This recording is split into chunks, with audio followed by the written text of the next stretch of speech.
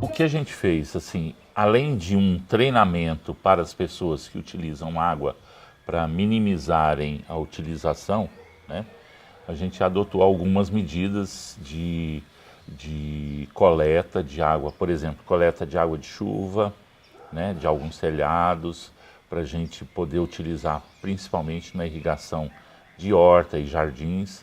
Então a gente já tem bem isso.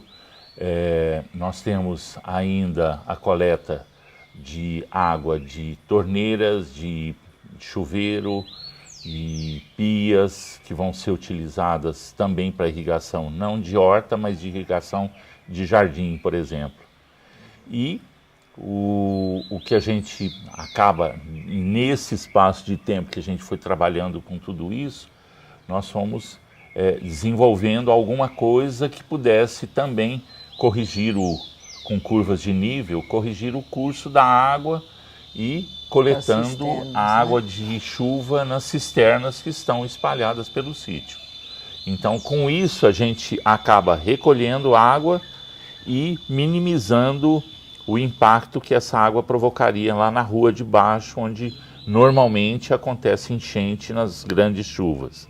Nós fizemos alguns reservatórios, acompanhando as curvas de nível, nós fizemos alguns reservatórios.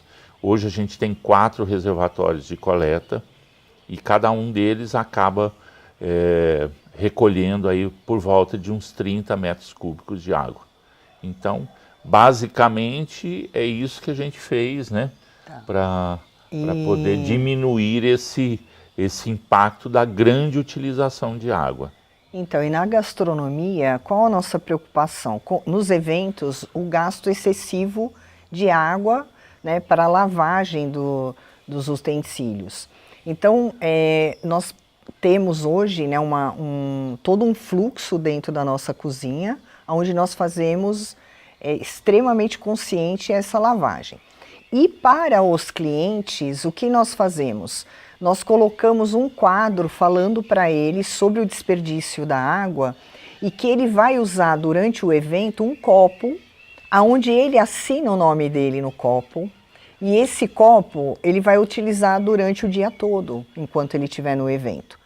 Com isso, eu vou ganhar um absurdo de lavagem de copos, porque antigamente as pessoas tomavam um suco, tomavam uma água e largavam, e era uma média de 8, 10 copos por pessoa, por cliente, né?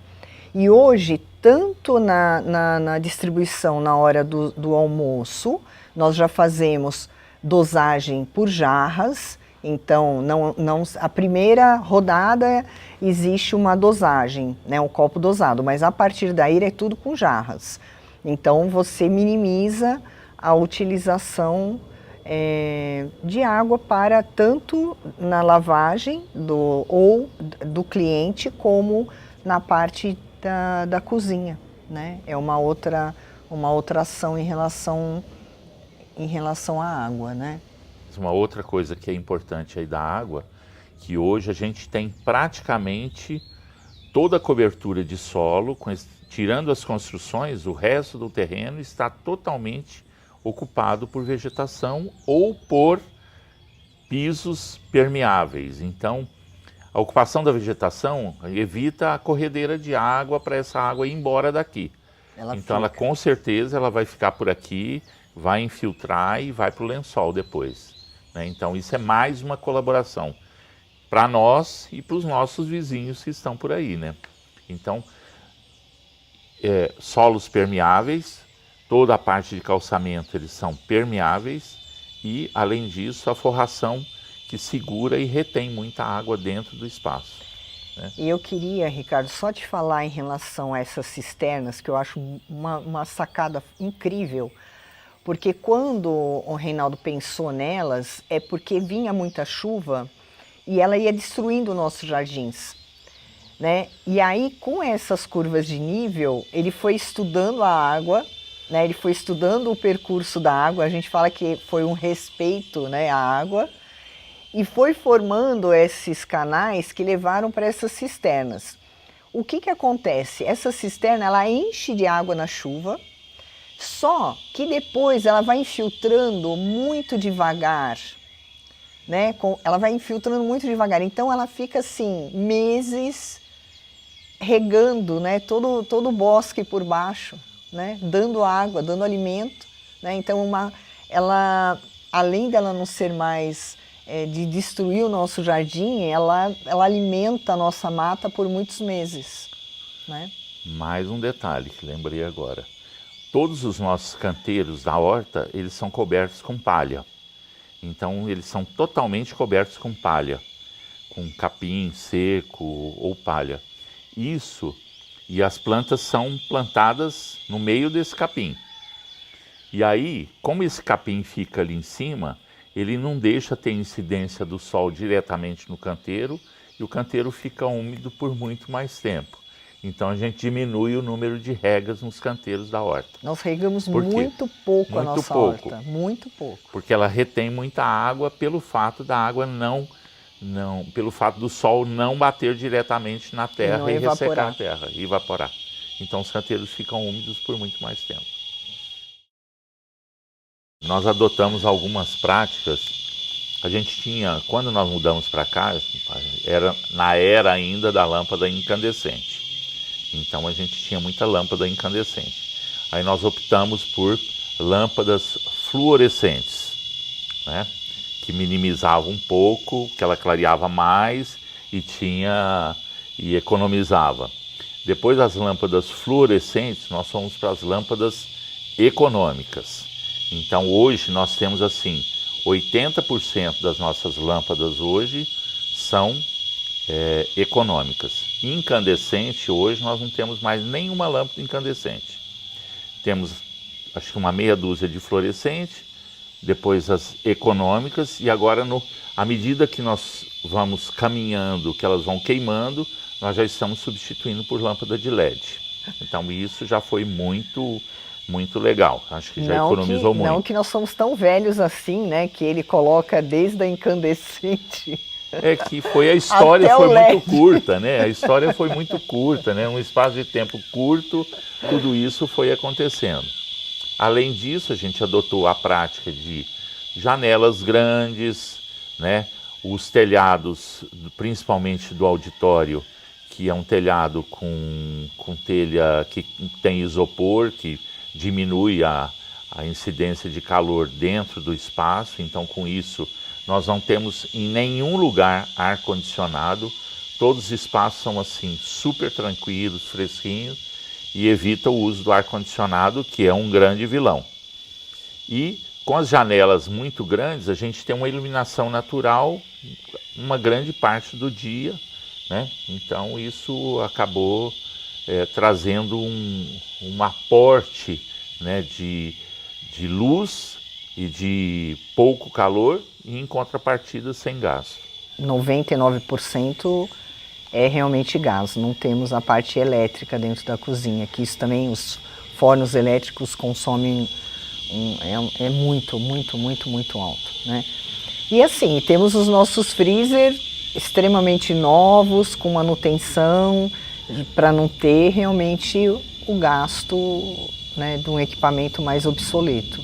Uma coisa que economizou muita energia também foi a questão do aquecimento solar, né? Sim, o aquecimento solar, que a gente começou agora a implantar o aquecimento de água por aquecimento solar, que foi realmente assim um grande avanço para nós, porque o chuveiro realmente consome muito, e com a energia solar aqui a gente não teve nenhuma preocupação com isso ainda.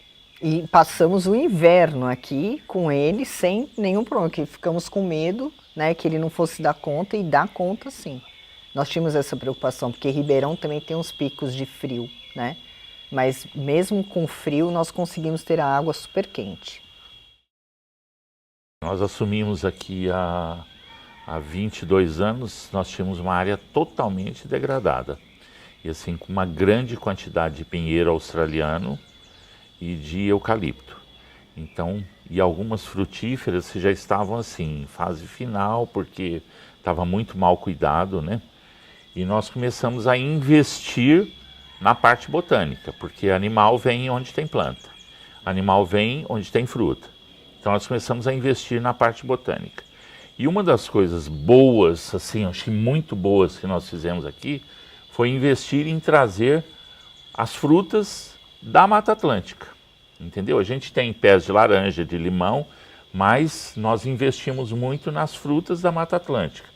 Grumichama, araçá, o palmito, a uvaia, cambuci, cabeludinha, cereja do Rio Grande. Então, essas frutas que nós trouxemos para cá, calabura, elas atraem muito os bichos da Mata Atlântica, né?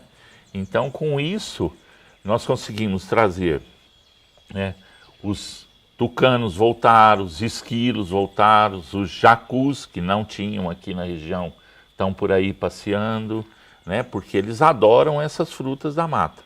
Nós tivemos até uma coisa assim, que foi um evento que nós fizemos, chamado Piquenique Sustentável, onde nós fazemos toda uma prática ambiental para essas pessoas, com danças circular, com trilhas, né? Exposição da horta. Reinaldo planta uma árvore e as pessoas levam essa árvore, todo mundo planta, né? E foi uma emoção tão grande que enquanto nós estávamos nas toalhas vermelhas, xadrez, né? Porque a gente faz um piquenique aqui, extremamente piquenique mesmo, resgate, né? Apareceram 2 macacos bugio enormes em cima das árvores, embaixo do piquenique, né? Em cima do piquenique onde nós estávamos. Nós nunca tínhamos visto. E as pessoas que estavam eram de São Paulo e houve assim até um momento de emoção mesmo, né? Porque eles apareceram como se eles quisessem vir dar as boas-vindas àquelas pessoas, né? Outras coisas interessantes que aconteceram aqui, os insetos começaram a aparecer. Os insetos do bem, né? Que estão aí, insetos assim super diferentes, que não existiam mais, começaram a aparecer. Por quê? Eles fazem parte desse ecossistema. Então foi muito legal isso também. Nós temos muito vagalume aqui, então já tem grupos que estão vindo aqui quando começa a cair o sol para ver os vagalumes, né? E uma coisa que eu gostaria de deixar assim, que eu acho que isso é a grande sacada da sustentabilidade, que hoje nós temos menos mosquitos que o pessoal da cidade. Por quê? Porque o nosso ecossistema está em equilíbrio. Então nós temos as aranhas, né? Nós temos muita aranha aqui, mas são aranhas, né, do bem, que acabam diminuindo, né, a população de mosquitos. Hoje nós não temos praga aqui, né? Então nós não temos a pomba, a gente fala que é o rato de asas, né, que é uma praga. Nós não temos baratas, nós não temos pragas que as pessoas da cidade estão tendo problema. Por quê? Porque nós estamos em equilíbrio com essa biodiversidade, não é? Além dessas frutas que a gente tem plantado aqui, nós fazemos um trabalho de recolher sobras de frutas do sacolão e eles têm um lugar dentro da mata, a gente tem uma mesa enorme que a gente corta as frutas e coloca lá. Então aquilo ali, com certeza, um monte de passarinhos, borboletas, né? As borboletas, a gente nunca tinha visto borboleta aqui quando nós viemos. Hoje a gente tem uma infinidade de borboletas. Então, o próprio gambá, o viadinho que já apareceu aqui, né? Esses bichos que vêm até para comer dessas frutas. E a gente coloca em grande quantidade. Então, isso foi o que foi acontecendo, né? Aí você vai mexendo na terra, vai trazendo matéria orgânica, vai tirando o saibro, vai criando uma outra condição. Aí também começa a aparecer a minhoca, começa a aparecer né? Então, Uma o gôngulo, diversidade de... né, o gôngulo também era um bichinho que a gente não tinha aqui. O gôngulo hoje ele é visto como muito mais eficaz do que a minhoca para formar humus. O gôngulo é o piolho de cobra, aquele que tem um monte de perninhas.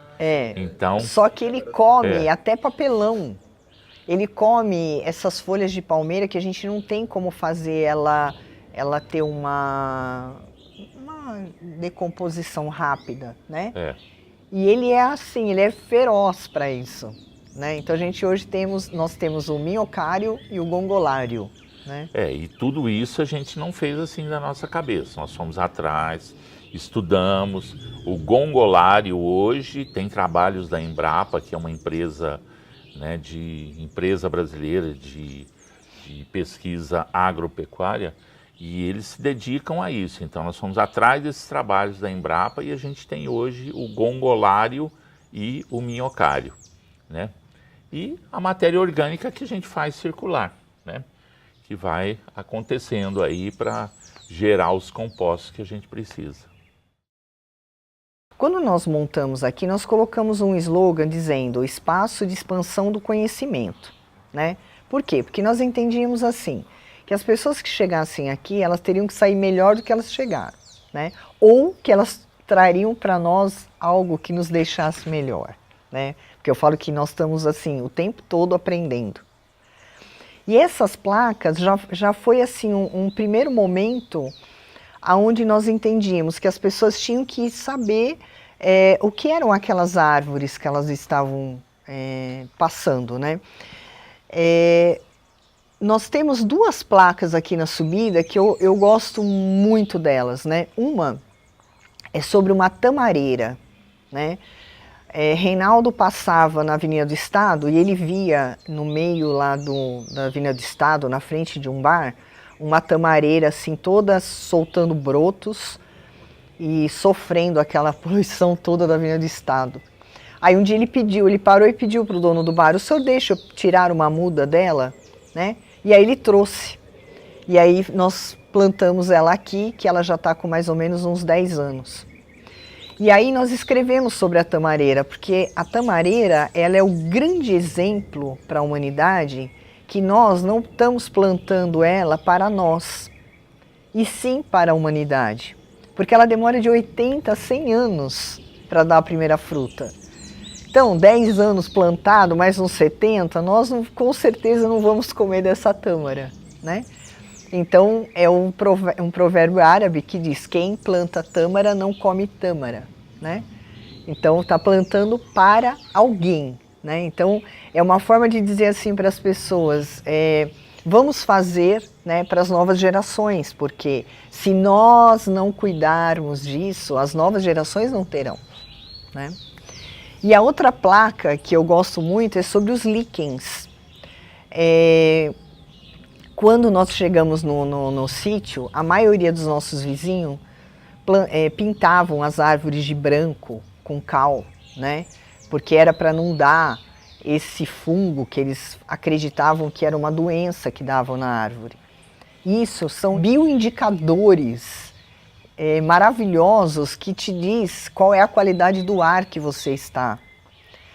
Então, essa placa é uma placa que está bem no caminho, onde as pessoas vão parar, elas vão ler e elas vão entender que quando elas entrarem num espaço onde tiver o líquen todo vermelho, é um espaço 100% sem poluição, né?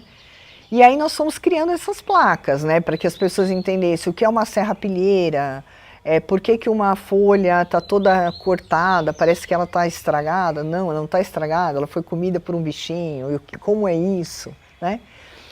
A história do xaxim, nós temos um xaxim aqui que com certeza ele tem mais de 100 anos, então escrevemos sobre ele. Então, durante o percurso todo da trilha, ele vai entender algumas coisas, né? Então as placas nós fizemos para isso, né? Para que as pessoas, ao fazerem uma simples visita, ela já saia daqui com alguma informação, né? Em relação ao meio ambiente mesmo, né? As placas, elas acabaram sendo um grande facilitador, Porque às vezes a gente sai para uma caminhada, sai para um passeio e você não lembra, ou a pessoa às vezes não desperta o interesse em perguntar alguma coisa assim, e a gente não, para não ficar falando. Então nós vamos colocando as placas, as pessoas vão passando e vão olhando, e algumas outras coisas, isso aqui, como chama? Isso aqui, para que serve, né? Isso aqui, como você plantou? Essa árvore tem quanto de idade? Então nós fomos desenvolvendo essas placas. Hoje a gente tem uma quantidade grande de árvores já identificadas, né? Então você vai ver peroba, vai ver matas, coisas, né? Pau-brasil, pau-brasil, pau-jacaré, pau-jacaré. é lindo. Então, ele tem uma casca maravilhosa, você fala, nossa, é um jacaré. As pessoas se impressionam com ela, né? Aí quando olham lá, sabão de soldado. O que é sabão de soldado? Porque o soldado, quando está na mata, ele usa porque ela tem saponina, então ela dá aquela sensação de um sabão, a semente dele. Então, quer dizer, você vai contando história, né? Eu falo que nós acabamos virando contador de história quando você começa a entrar na trilha. Porque tudo tem um... Nossa, isso aqui é o quê? É um pau-jacaré? Olha, ele parece um jacaré, né? Olha, um pau-brasil, né? Quantas crianças nunca mais viu um pau-brasil, né? Então, tudo isso nós temos, né? E o palmito, que é a nossa, assim, a gente tem uma quantidade imensa de palmito e as pessoas precisam saber o que é um palmito jussara que está em extinção, e que a gente está desenvolvendo, está plantando. Todo evento nosso, nós damos uma muda para as pessoas levarem. Ou ela leva, ou ela diz, eu não posso levar porque eu moro em apartamento, e aí nós plantamos para ela. Então já é uma forma, né, de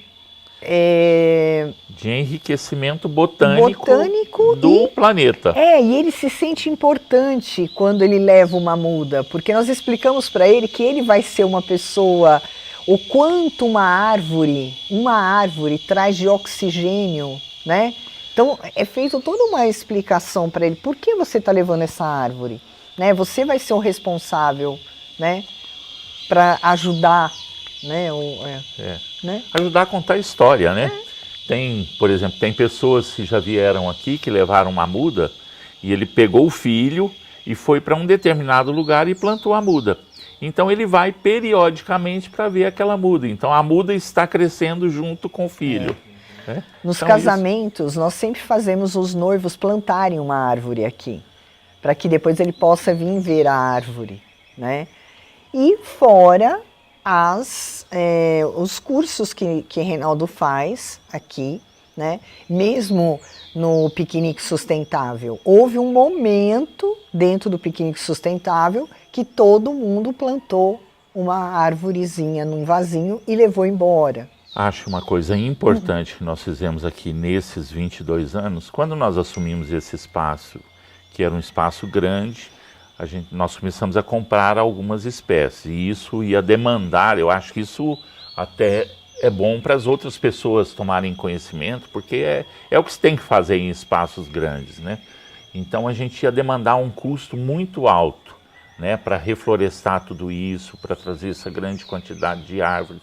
Então o que nós começamos a fazer? Nós começamos a plantar árvores.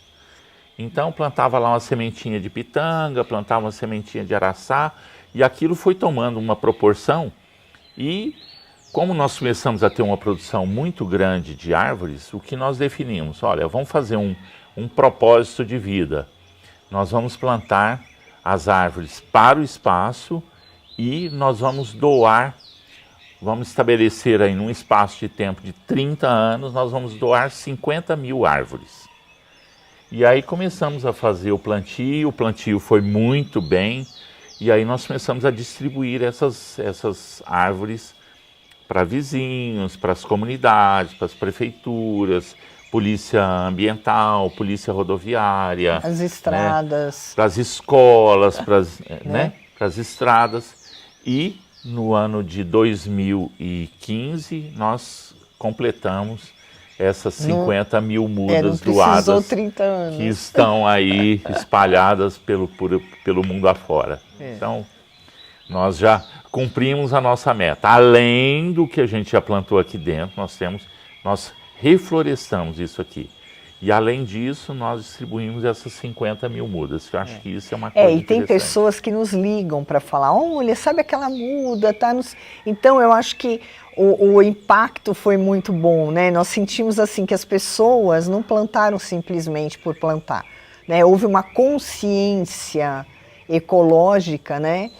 Que ela tem que fazer a diferença, que cada um de nós temos que fazer a diferença. Então eu acho que o grande educação ambiental que eu acho que nós conseguimos, né? Eu acho que foi a consciência, né, dessas pessoas que...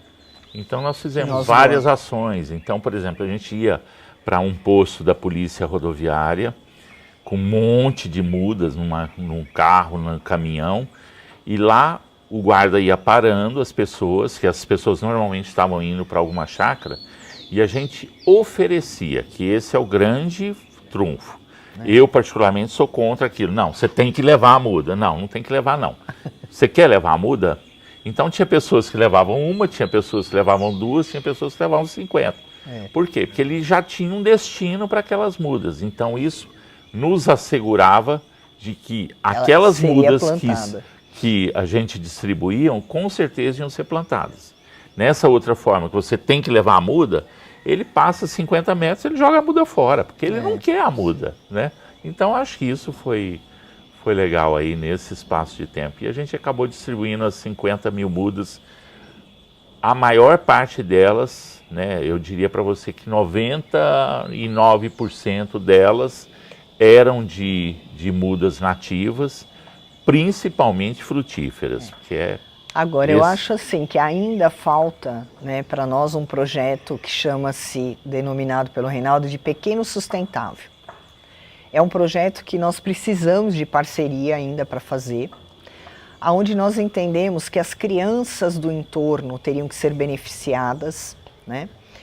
E nós construímos já um espaço. Nós temos uma biblioteca muito grande, com muitos livros, e nós temos a vontade de fazer essa captação dessas crianças, que nós entendemos que nós teríamos que garantir a eles o serviço na própria terra, né?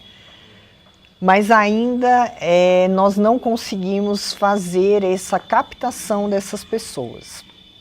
Então é um projeto que pretendemos ainda fazer em 2019, né? Nós já temos a estrutura física, mas ainda precisamos de uma estrutura intelectual no sentido de pessoas, para que realmente esse nosso projeto vá para frente, né? Ainda não conseguimos conscientizar ainda essa população do entorno, ainda a gente está ainda buscando essa, né?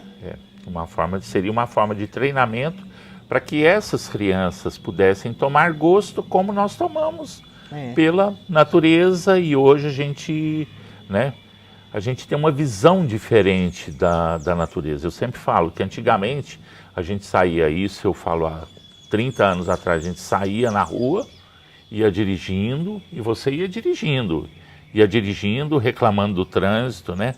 Então hoje não, hoje a gente tem uma visão diferente das cidades, principalmente as cidades são arborizadas. Então hoje a gente passa, nossa, olha esse pé como tá lindo, né? Então a gente acabou tendo uma visão diferente, né? Que é isso que as pessoas precisam ter aqui e tem, né? Quando elas chegam aqui, elas falam assim, nossa, eu nunca vi uma agave parecida com essa, que é uma planta enorme que a gente tem aí. Nossa, eu nunca vi uma árvore parecida com essa, né?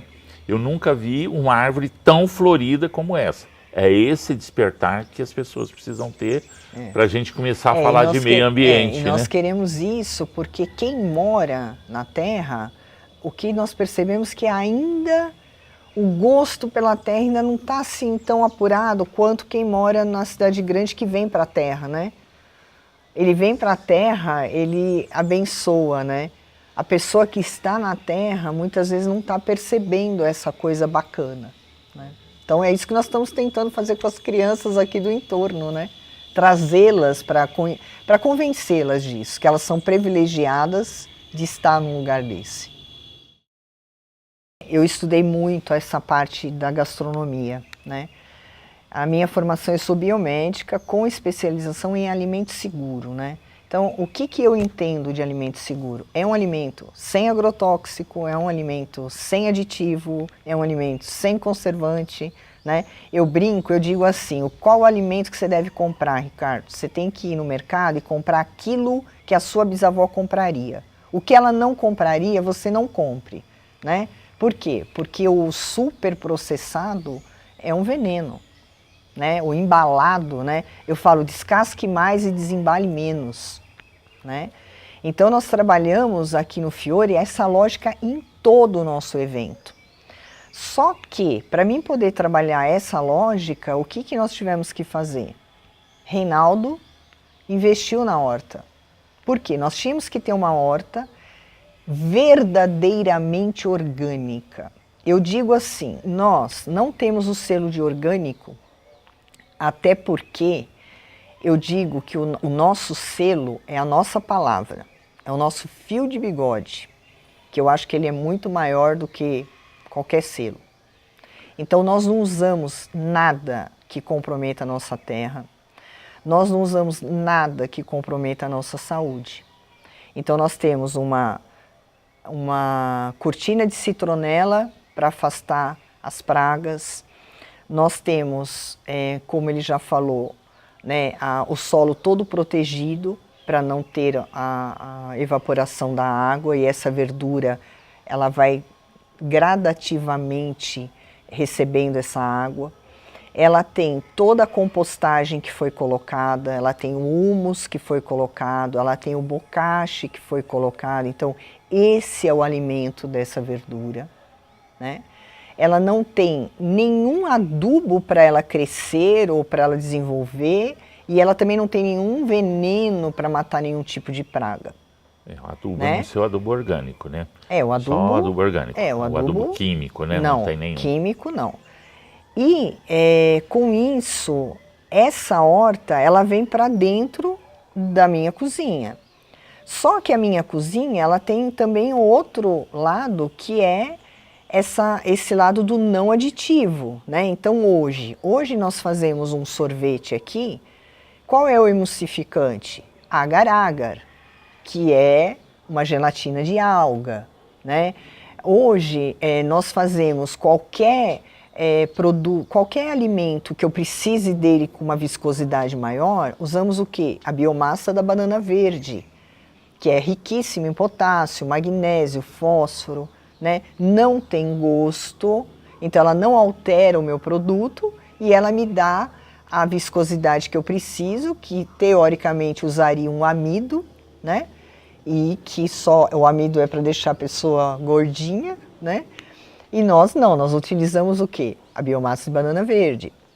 Utilizamos o carboidrato complexo, que é o quê? Os cereais integrais. Então, aveia, né, bolachinha de aveia, que também é feita aqui, né? As nossas geleias não tem pectina, é a própria fruta, né? Ah, mas você usa o que de açúcar? Ah, eu uso o açúcar cristal, que é um açúcar menos processado, né? Então, eu também trabalhei muito com fraudes de alimentos, né? Então, nós não utilizamos nada de saquinho. Chá tem que ser chá fresco. Então, na nossa horta, nós temos os nossos chás. Por quê? Porque se você comprar um chá de saquinho, dependendo do fornecedor, pode não ser bem aquilo que você está comprando, né? Então, é essa lógica que nós trabalhamos. Vamos fazer uma banana caramelada? A casca da banana, eu vou fazer um pão. Por falar em pão, todos os nossos pães são feitos aqui e nenhum deles utilizamos o antimofo, que isso é hoje praxe. Por quê? Porque todo alimento tem a vida de prateleira. Então, se está lá no mercado, ele tem que ter, eles vão começar a usar esses aditivos, esses conservantes. E aqui nós não utilizamos, né? E uma das hortaliças que nós estamos também trazendo com resgate, né, que eu gosto muito de usar a palavra resgate, porque os nossos avós, os nossos bisavós, eles realmente comiam, né, de uma forma muito mais saudável, são as punks, que são as plantas alimentícias não convencionais. O que são elas? São plantas que nascem espontaneamente nas casas e que são riquíssimas, né? Nós temos aqui uma plantação muito grande de Ora pronobis. Ora pronobis é uma erva que é utilizada muito em Minas Gerais, ela é riquíssima em proteína e nós utilizamos ela assim nos pratos aqui, nas comidas mineiras e até para os vegetarianos quando vem, que ele já não come proteína, então nós utilizamos Ora pronobis. Temos o peixinho, temos capuchinha, que é uma flor linda, então todas as saladas nossas nós colocamos as flores nas saladas. Flores comestíveis. Né? Que são as flores comestíveis e fica lindo, né? Trabalhamos na lógica dos 5 sentidos, então na nossa salada eu sempre vou colocar sementes. Por quê? Porque você vai morder, você vai sentir a crocância, né? O barulho, né? E, ao mesmo tempo, você vai trabalhar toda a parte boa, né, das sementes, né, do carboidrato funcional, que vai ser degradado de uma forma mais lenta. Então, você não fica com fome o dia inteiro, né, você tem a sensação de saciedade. Mistura de cores nas saladas, né? Salada verde com a alface roxa, com a rúcula, que tem uma tonalidade diferente. Isso acaba...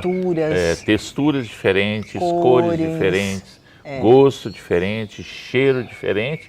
E com a castanha misturada, você tem um ruído diferente ao mastigar. Então, você explora os 5 sentidos. Não é? E também nós compramos o que eu não tenho... Eu compro dos produtores regionais, porque aqui nós estamos num cinturão verde, né? Então nós conseguimos ter algumas outras coisas pelos nossos vizinhos, né? Que eu acho que isso também é bem bacana, uma prática né? sustentável, né? De não ter que ficar indo para grandes centros para comprar os alimentos. A questão do solo, a gente tem um solo aqui que ele é extremamente argiloso, né? Com saibro, bastante saibro, que é uma terra assim com uma liga muito grande, então ela é uma terra muito pobre. Então, quando nós resolvemos fazer tudo isso, nós começamos a coletar matéria orgânica. Então, tudo que se recolhe hoje de matéria orgânica dentro do sítio vai para a compostagem, né? A gente já teve assim grandes quantidades, né, de compostagem, nós fomos juntando, pegando os vizinhos, trazendo folhas de fora. Eu gostaria até de falar sobre isso. Nós tínhamos aqui, Ricardo, uma prática dos nossos vizinhos de limparem as chácaras e botar fogo. Nossa, isso assim era uma coisa que nos incomodava demais, até que um dia nós fizemos um pacto com eles. Nós vamos buscar o lixo deles e trazemos para cá. E transformamos isso em compostagem. Então nós acabamos com a queimada, porque isso é um crime ambiental, né? Paramos de brigar com os vizinhos, porque nós ficávamos muito chateados deles fazerem isso, né? E ganhamos eles como parceiros, porque agora eles ficam ligando, pedindo que a gente vá lá retirar o lixo, que para eles é lixo e para nós é luxo, né? A diferença, né? E conseguimos fazer harmonia com os vizinhos e hoje nós temos esse trabalho de buscar na casa deles. Dentro ainda da terra, aí nós começamos a tem um vizinho que tem criação de cavalo, que o esterco, que é um incômodo para ele, passou a ser um benefício para nós. O amigo nosso que tem serraria, que tem muita serragem, ele enche o caminhão e traz para cá. Cama de cogumelo. Nós tínhamos aqui muitos produtores de cogumelo Paris. E o cogumelo Paris, ele é montado numa cama orgânica, em sacos, e tem uma quantidade grande de matéria orgânica, onde germina o cogumelo. Só que isso tem uma vida. Terminada essa vida, ele tem que jogar aquilo fora, ele tem que ficar livre daquilo, porque aquilo passa a ser Primeiro que ele precisa de espaço e segundo que aquilo passa a ser um problema para ele ali de resíduo. E aí nós começamos a buscar essas camas de cogumelo. Então a gente trazia caminhões e caminhões de cama de cogumelo, fazia os amontoados, deixava aquilo compostando, curtindo, virando e fomos agregando isso na nossa terra. Então foi uma luta aí de esses 20 anos, nós somos verdadeiros catadores de matéria orgânica. E tudo que gera aqui dentro, o que gera aqui, nós transformamos tudo em matéria orgânica que vai para a compostagem, ou vai para o minhocário gongolário, ou vai para as galinhas que a gente tem. Então, isso vai criando um ciclo que vai ficando sempre aqui dentro do espaço, que é o ciclo biológico do vai aproveitando tudo e vai só transformando. Então, nada se perde. Foi isso, nada se perde, tudo se transforma. Né? Então nós fomos criando isso, com isso nós fomos melhorando a condição da terra.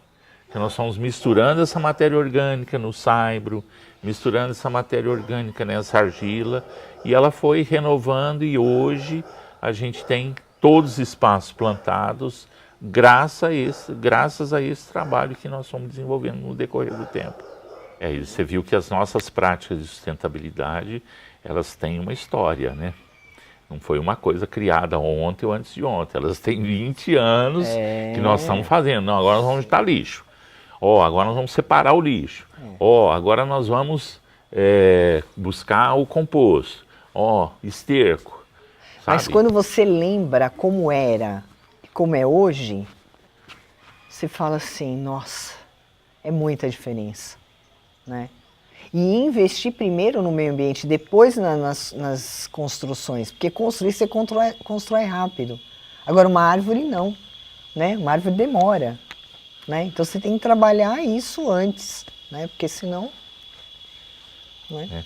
Que foi isso que a gente fez no decorrer do tempo, né? Uma casa, se você tiver 50 mil na mão, você constrói ela em 2 meses.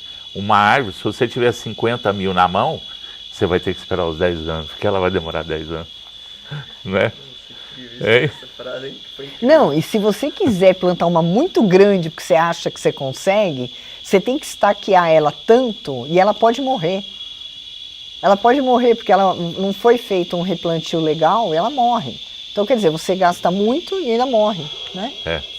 Nós tivemos uma situação, isso há 20 anos atrás, que nós fomos comprar mudas num viveiro. E lá tinha um velhinho, assim, uns 90 anos mais ou menos, Senhor que era o que Braga. cuidava do viveiro, né, o seu Braga. E aí tudo, quando você está começando, você sempre fala assim, nossa, quanto tempo demora para dar fruto? Nossa, quanto tempo demora para dar pitanga? 10 anos. Nossa, 10 anos. Nossa, quanto tempo demora para dar araçá? 8 anos. Nossa, palmito. Para ficar uma árvore bonita, 12 anos. Nossa, 12 anos, né? E aí aquilo acho que foi enchendo o velhinho, né? E a Zé falou assim, e jabuticaba, quanto tempo? Ele falou assim, se você não plantar, você não vai ter nunca. Né? Então isso serviu assim muito, né? Nossa, isso foi a nossa grande inspiração. Né? É a nossa grande inspiração, que é o seu que a gente Braga. fala. Nós distribuímos as mudinhas, olha, vocês vão deixar aqui mais 2 meses, depois vocês vão levar e vão plantar. Daqui a 10 anos, vocês vão ter isso aqui. Então hoje a gente tem as bromélias, que a gente coleta semente de bromélia para plantar. A bromélia imperial, ela dá a semente, a gente planta a semente, e ela demora da semente até uma planta adulta de 10 a 12 anos. Né? E a gente continua plantando. Né? Então a gente tem ainda plantio de bromélia imperial. Mas vai demorar 12 anos? Não sei nem se eu vou estar aqui daqui a 12 anos, mas alguém vai estar aqui para colher para replantar essas bromélias. Então esse é o espírito da coisa. Que é isso que a gente queria passar para as pessoas. Você não tem que plantar uma pitanga para você tomar o suco da pitanga. Você tem que plantar uma pitanga porque os seus princípios de conservação, de meio ambiente e tudo mais, são muito maiores do que o suco da pitanga. Né? Quando a gente distribuía as mudas, né, essas 50 mil mudas, né, aí era muito comum assim as pessoas, até nossos amigos, né, chegavam e falavam assim, nossa, mas por que você está fazendo isso, gastando dinheiro, gastando tempo, põe essas mudas na picape, vai lá distribuir um trabalho desse? Ah, deixa, uma outra hora a gente conversa sobre isso, porque ele, na realidade, ele não tinha entendido ainda o espírito da coisa, né? A imaturidade dele em relação a isso era tão grande que não dava nem para você discutir naquele momento. Ele precisava crescer muito mais, né? Porque o princípio era muito maior do que o que a gente estava fazendo, né? Eu acho que o lixo foi um grande avanço que nós tivemos aqui dentro. Porque a gente começou assim a trabalhar primeiro na educação das pessoas que estão aqui, para que elas pudessem saber o que é lixo orgânico, o que é resíduo orgânico, porque não, o que é resíduo orgânico, o que é resíduo reciclável e o que é não reciclável. Então, essa separação nos possibilitou melhorar a compostagem. Então, o resíduo orgânico ele vai praticamente todo ou para as galinhas ou para a compostagem. O resíduo reciclável, a gente tem um lugar onde nós destinamos esse lixo, fica armazenado e uma pessoa vem, recolhe, ou eu levo para essa pessoa periodicamente esse material. Então, com isso, a gente acabou fazendo com que esse movimento dos resíduos aqui dentro do sítio ficassem assim praticamente zero. Por quê? Hoje o único destino que a gente ainda não tem, porque a gente ainda considera como um lixo contaminado e que a gente vai ter que ter uma saída para ele, é o papel higiênico. O resto todo a gente já movimenta aqui dentro. Então o nosso resíduo para o serviço público de recolhimento de lixo hoje resulta numa sacolinha semanal de aí 4 ou 5 litros, 3 litros, que só o papel higiênico. O resto é todo movimentado dentro do sítio. Então, mas a gente ainda aguarda uma resposta de alguém que pesquisa isso, para saber o que a gente vai fazer com o papel higiênico. Que a gente até teve orientação de pessoas que a gente poderia colocar o papel higiênico na compostagem, mas a nossa formação não permite isso, porque ali tem coliforme em grande quantidade. Então essa compostagem que depois vai para a horta, a gente corre o risco de aumentar os coliformes na compostagem e depois levar coliforme para a horta. Então, por isso que a gente ainda resguardou a questão do lixo do papel higiênico fora. Hoje o nosso resíduo para o lixeiro é uma sacolinha por semana ou a cada 10 dias, só isso. O resto está todo rodando aqui dentro, né? E acho que falando de resíduos ainda, né, nós tivemos um trabalho muito grande de coleta de resíduos de outros lugares que nós trouxemos para cá. Você vai ter oportunidade de caminhar aí, você vai ver restos de calçadas, que nós fizemos, o calçamento de todas as trilhas foram feitos com restos de calçada. Quando teve o asfaltamento da pista aqui, todas as calçadas foram demolidas e nós fomos trazendo todos esses restos de calçado e fizemos as nossas trilhas. Tem algumas trilhas calçadas que nós utilizamos esse material. O asfalto, teve problema no asfalto, eles tiveram que tirar uma parte do asfalto, nós trouxemos para cá e fizemos. O estacionamento hoje é todo com resíduo de asfalto, né, que foi lá em cima. Eu falo que é um asfalto reciclado e permeável.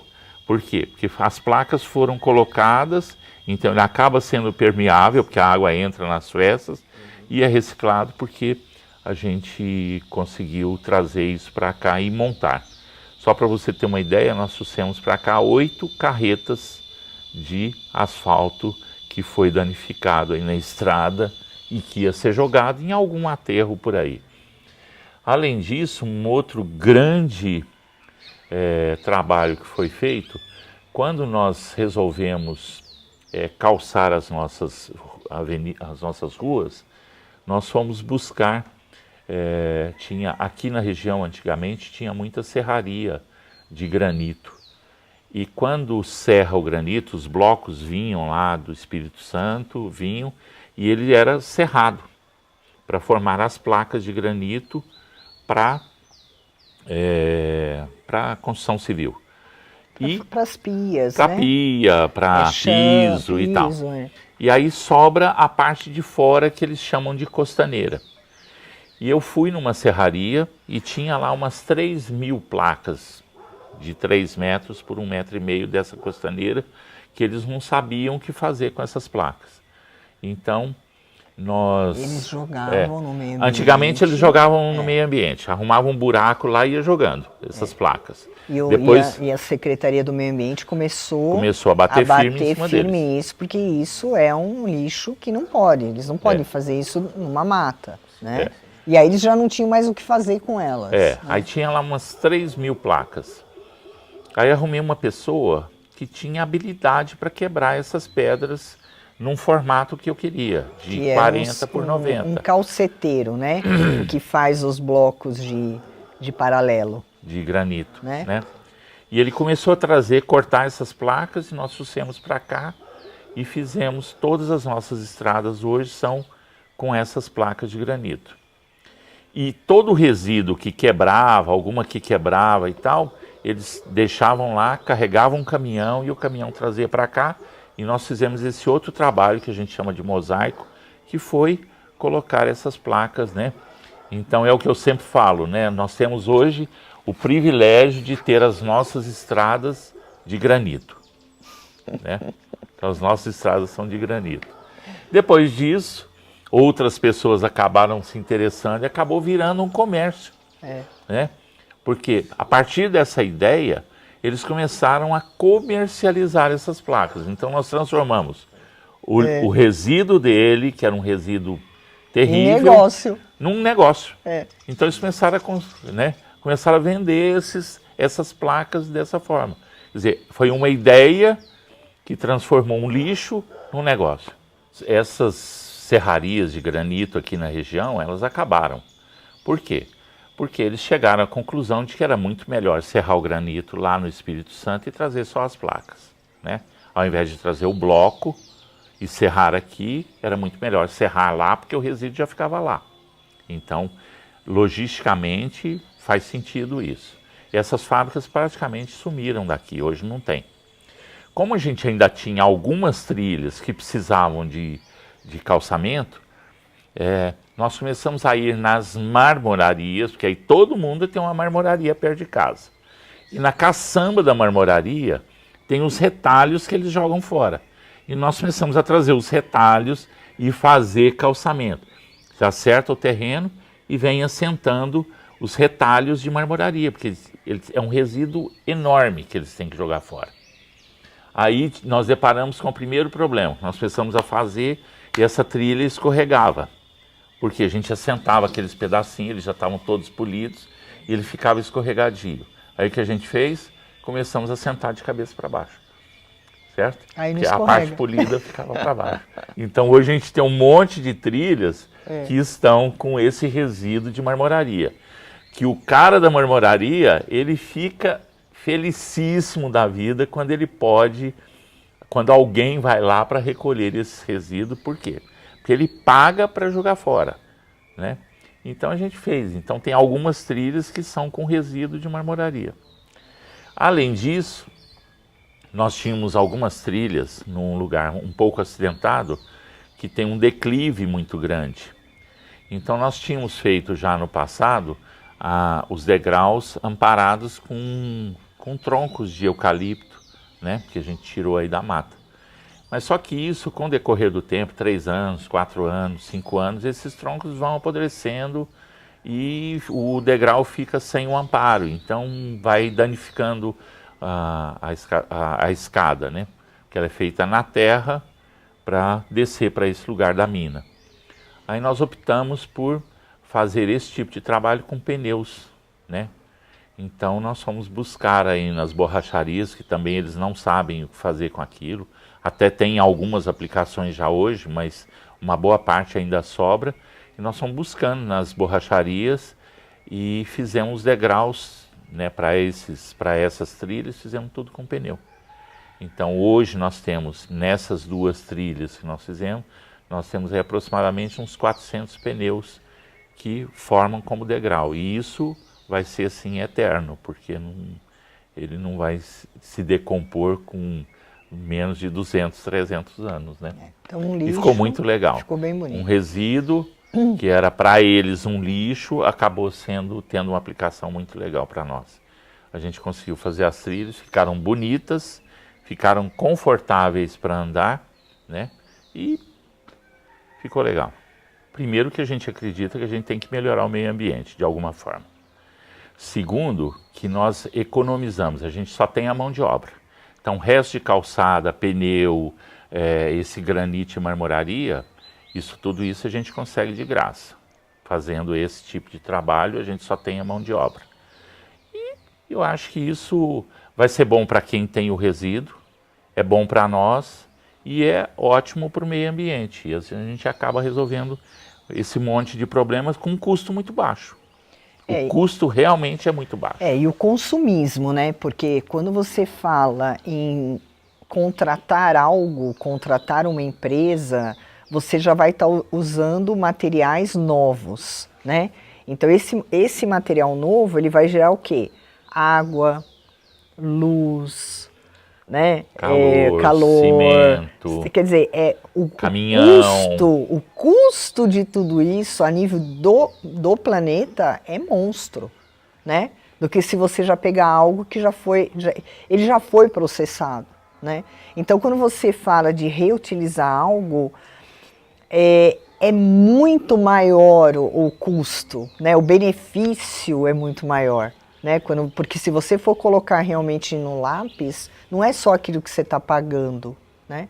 É todo um processo por trás disso. Né? Economicamente vale a pena. Economicamente vale a pena, porque você vai usar só mão de obra. Se estiver falando, né? É uma fala para um convencimento às pessoas, com certeza é uma economia para o seu bolso também, né? Porque quando a gente fala em sustentabilidade, a gente não pode esquecer da parte econômica, porque se você não tiver a parte econômica, você não consegue dar sequência ao teu negócio, né? E querendo ou não, né, o empreendimento rural, ele é um negócio. Então nós temos que torná-lo sustentável economicamente, né? E o grande movimento que eu acho hoje, né, do espaço ser sustentável, é que existe hoje uma consciência muito maior de um público, né? Existe uma consciência muito maior de uma empresa, aonde se ela é uma empresa com responsabilidade ambiental e social, ela vai buscar um fornecedor que pratica as ideias sustentáveis, as ações sustentáveis. Então, economicamente falando, para o empreendimento rural, é extremamente importante isso, porque ele vai ser, sim, notado no nicho de mercado como um fornecedor sustentável. Quando a gente coloca, né, explana sobre isso para as pessoas, o que a gente percebe é que elas se empolgam com isso. Porque hoje tem muita gente que está realmente vestindo a camisa da sustentabilidade. Né? Porque a gente sempre falar de sustentabilidade é muito fácil, fazer sustentabilidade é um pouquinho mais difícil. Mas quando ela vê que isso é uma prática legal, os nossos vizinhos, os turistas que vêm aqui, quando eles vêm, olham e falam assim, olha que coisa legal, olha que ideia legal. O pessoal da prefeitura, quando veio aqui e viu o asfalto, eles falam, olha que ideia legal, por que nós não tivemos essa ideia antes? Né? Porque quando você começa a trabalhar com isso, olha, eu tenho que ser sustentável, eu vou fazer aproveitamento, você vai ficando meio que viciado em fazer isso. Então, você sai pela rua, você já começa a ver as coisas de uma forma diferente. Você entendeu? Então, você vê uma caçamba cheia Ele não pode ver caçamba, ele para. Não é? Aí você acaba... Para saber o que tem dentro da caçamba. Que é uma forma também de fazer atividade física, né? Então, não, mas eu acho que isso é legal, você acaba despertando, você começa a ter uma visão diferente. E os turistas, quando vêm, eles acham, puxa, olha que legal, eles usaram alguma coisa reciclável, que isso é uma prática que a gente realmente valoriza, né? E uma coisa também que a gente toma muito cuidado, né, e quando você for andar você vai perceber, em algum momento houve uma mistura de reciclável, não é uma coisa bacana, né? É uma coisa meio... E não é, sabe? Nós procuramos integrar tudo isso na natureza e você... se ele não falasse para você que o nosso piso é de granito, você ia ver umas placas, mas você não... Por quê? Porque o rapaz cortou exatamente no mesmo tamanho, né? Mesmo o mosaico, né, que são pedaços, foi feito um trabalho muito cuidadoso. Então, dá para você fazer sustentabilidade e ficar bonito? Dá. Dá para você reciclar e ficar bonito? Dá. Né? Porque as pessoas têm muito a ideia assim, ah, não, reciclado é feio, né? Não. Dá para fazer muita coisa bonita, né? Com coisas recicláveis mesmo. Né? Você tem que usar a criatividade. Eu falo que a melhor coisa para estimular criatividade é igual músculo, todo mundo nasce com ele, certo? Agora você precisa estimular. A melhor coisa para estimular músculo é fazer atividade física. A melhor coisa para estimular a criatividade é pensar em usar pouco recurso. Você entendeu? Então, se você fala assim, eu vou destinar pouco recurso, aí você estimula a criatividade. Se você falar assim, eu vou usar muito recurso, aí você chama o caminhão da betoneira lá, vem, concreta tudo, é tudo fácil, rápido, né? Aí é isso que a gente não quer. É que se torna um hábito. Quando eu e Reinaldo, nós não somos da geração consciente, né? Aonde nós assim aprendemos que tínhamos que olhar a data de validade de um produto, sabe? Não de pequenininho, né? Nós não tivemos essa consciência ecológica. Por quê? Porque nós tínhamos muita água, nós tínhamos... Tudo era muito rico, né? Na nossa infância. Então nós não tivemos essa filosofia do reciclado, do vamos economizar, nós não tínhamos isso. Mas nós éramos de família que não tinha muito recurso, né? Então você já começa a ter um olhar um pouco mais crítico para isso. Você não pode desperdiçar, porque não é tão fácil, né? Só que quando nós começamos a entender a lógica, né? Nós começamos a ouvir alguma coisa assim muito longe, olha, tem um negócio chamado aí aquecimento global, né? E aí tinham duas correntes, né? A corrente que dizia que todo mundo era maluco, que isso nunca ia acontecer, que a água nunca ia acabar, né? E o outro grupo que dizia, não, a água vai acabar, né? Nós temos um negócio aí chamado camada de ozônio que está sendo destruída, porque o homem está destruindo tudo isso. E aí nós começamos a nos questionar, peraí, nós compramos uma área, né, uma área degradada para termos uma qualidade de vida, né? Eu acho que tudo, num primeiro momento, foi a nossa qualidade de vida. Como que nós vamos estar num espaço, num local, com uma qualidade de vida, se aqui não existe harmonia, né? Não existe harmonia de ecossistema, não existe harmonia de nada, né?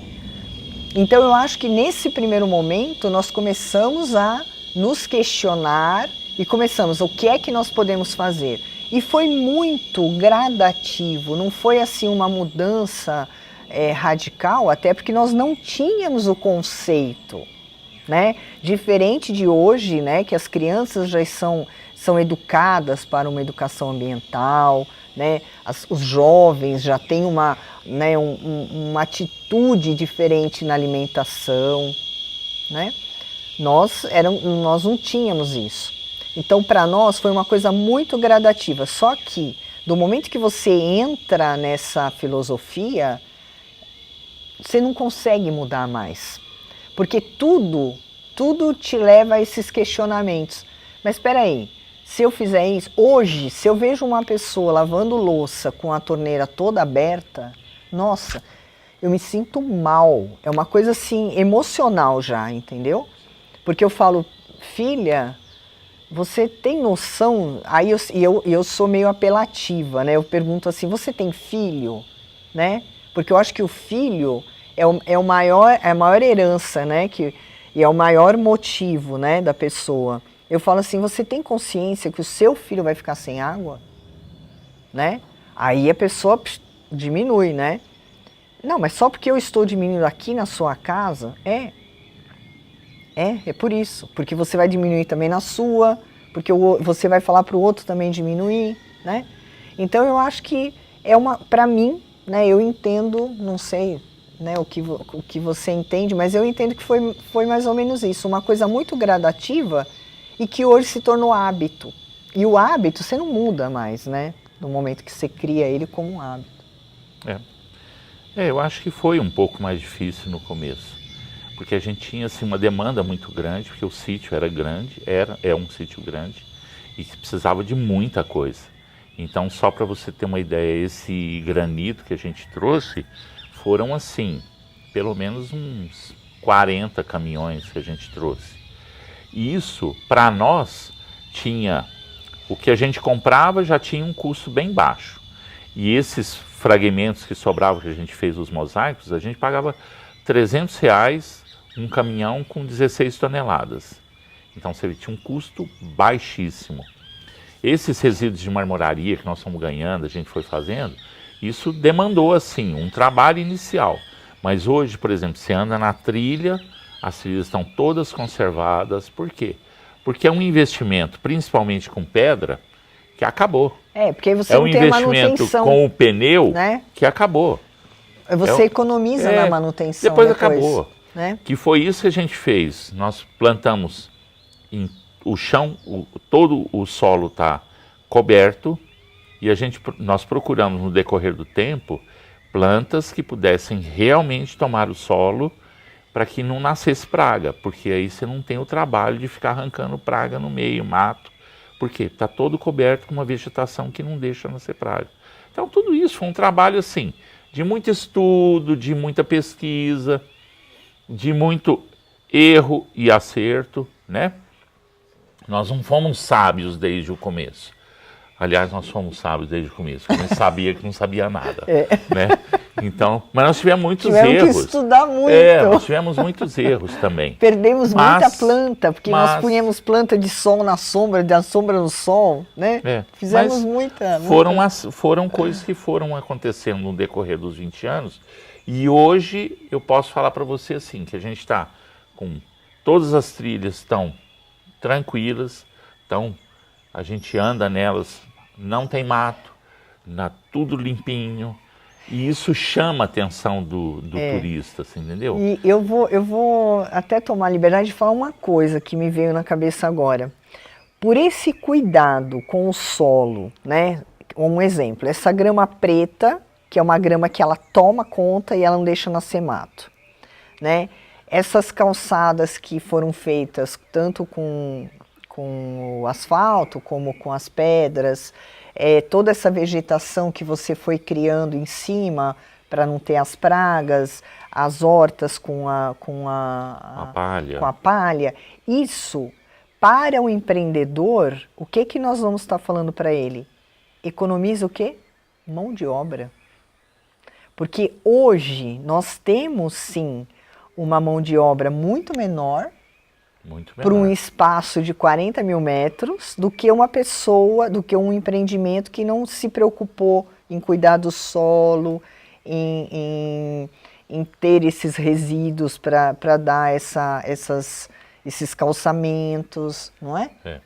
Eu acho que a gente acaba hoje tendo muito, economicamente, é viável a economia de mão de obra, não é? Muito, muito. Acho que isso foi assim uma grande sacada, e que a gente às vezes fala com o pessoal dos órgãos públicos, né, que eles precisam adotar algumas práticas dentro da cidade de plantar coisas que não vão dar mão de obra depois. Por quê? Plantam coisas que vão dar mão de obra, depois não tem a mão de obra, aí nasce o mato, aí fica cheia, a cidade fica cheia de mato. Aí morre tudo, porque o mato ele vai com certeza matar a planta, né? Então, eu acho que foi assim. Realmente nós tivemos bastante trabalho no começo, mas valeu a pena, porque hoje a nossa demanda hoje é muito pequena. Se a gente tem hoje uma demanda ainda é de algumas coisas que a gente inventa, e vamos fazer um quiosquezinho aqui, vamos fazer uma pracinha aqui, é só isso, porque se a gente falar para hoje, nós estamos com o empreendimento totalmente pronto e de uma forma assim bem tranquila, com pouca mão de obra.